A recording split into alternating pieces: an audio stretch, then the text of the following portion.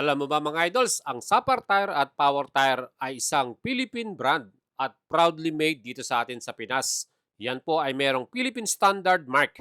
Kaya ako ay sobrang proud dito mga idol dahil pag ito ang gamit mong gulong, marami kang pamilyang Pilipino na tutulungan dahil yung mga workers at plantasyon ng mga rubber dyan sa Mindanao, yan po ang ating mga gawa. At nagkaroon nga tayo ng pagkakataon na mabisita ang kanilang planta dito sa Carmona, Cavite.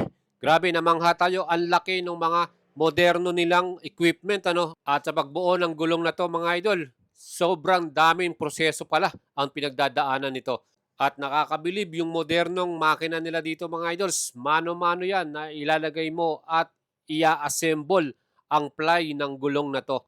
Siyempre yan din po may mga wire na kasama pa kaya sobrang tibay mga idol. Kaya di na ako magtataka dahil yung gamit nating Sapper tire at Power tire na gulong, aba, ang tagal nang inaabot sa atin. At isa pang bumilib ako dito mga idol, alam nyo ba, yung mga workers nila dito, aba, sobrang saya dahil todo suporta ang management sa kanila. No? Kumbaga, yung mga benefits ay talagang kumpleto. Aba mga idol, after nating buuin yung ply at ilagay yung wire, dito naman tayo sa curing area kung saan dito naman niluluto.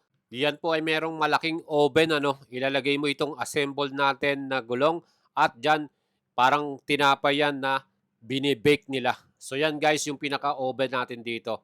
At ilang minuto rin ang proseso nito kaya talagang medyo matagal din at mainit.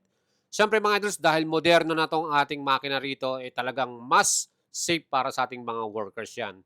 Mga idols, yan po ang ating naging pagbisita personal dito sa planta ng Power Tire, Sapper Tire at sobrang nakakabilib, nakaka-proud dahil marami tayong Pilipinong pamilya na natutulungan. Plus, siyempre, gawang Pinoy, napakaganda, napaka-solid, proud to be Power Tire.